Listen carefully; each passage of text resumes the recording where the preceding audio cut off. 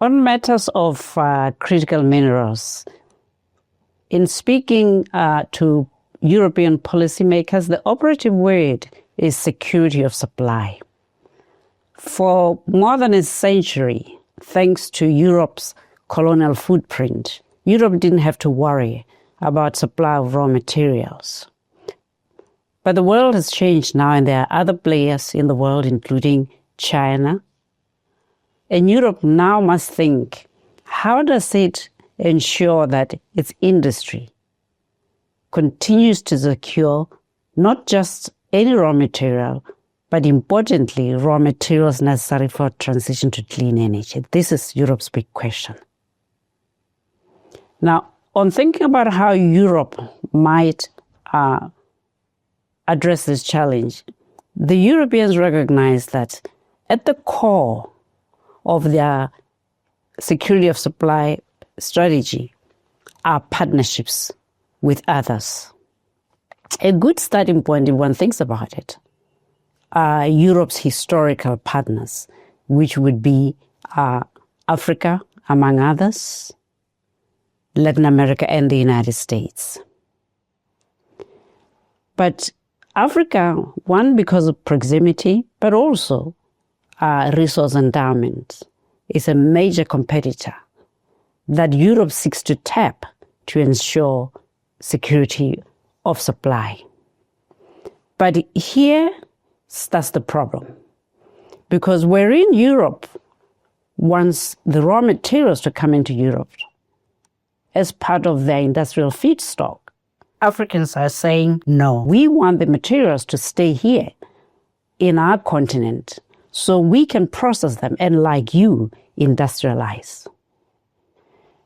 In the geopolitics of critical minerals, one of Europe's biggest problems, therefore, becomes how to create partnerships that address the bloc's need for supply of raw materials, while at the same time enabling the producers of those raw materials to also industrialize. This is Europe's million-dollar question. So what are we seeing? To be absolutely candid, at this stage, Europe's value proposition to these countries remains poor, because Europe's security of supply strategy is still about procuring rather than genuinely partnering with producers to share the benefits of the groundswell of industrial development and, for that matter, transition to clean energy that is going to also be the driver and the force behind economic growth for a long time to come. But that is not Europe's only problem. Europe has another problem. Europe as politics are in part driven by advocates for environmental protection, which includes the physical footprint of industry, but also carbon emissions. The result of which is that, one, wherein it is possible to find minerals in certain European countries like Spain, where it is suggested that they could well have a large deposit of lithium. Europe's environmentalists do not want mining in their backyard. Europe is content pushing transition to clean energy, pushing supply of raw materials, as long as the mining and the environmental impacts are not in Europe's backyard. Think about that. That is about as weak a value proposition to any partner as possible.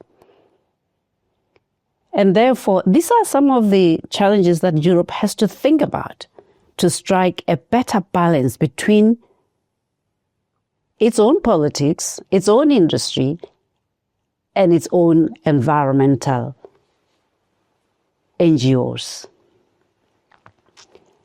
On the other hand, Europe, in relation to China, is very weak on several levels, but none more than Europe's dependency on China for almost its entire rare earth elements. The major importer in Europe is Germany, which is also the largest industrialized country in that bloc. Germany's electronic industry, Germany's defense industry, Germany's motor vehicle industry is reliant on the rest of the world to supply raw materials for it to survive. To be fair, Europe has other very important contribution to make, both in Europe itself, but also to the rest of the world. For one, Europe has very strong academic, R&D, and geoscientific institutions. Thanks in part to the colonial era, countries like the UK, France, and Italy have huge databases of geological information on other parts of the world that, in partnering with those countries, Europe could probably offer a very good value proposition to enable those countries to leapfrog exploration and make more discoveries in critical minerals and rare earths that are essential for their mutual industrialization and economic development. Europe also is a major player in financing of mining projects, whether it is the City of London or, for that matter, Germany's big banks. They continue to be a big part of the ecosystem necessary to develop critical minerals. For that matter, Europe is also a major commodity trading center for certain minerals. So it would be a mistake to overstate Europe's challenge and suggest somehow Europe cannot bring value to the table.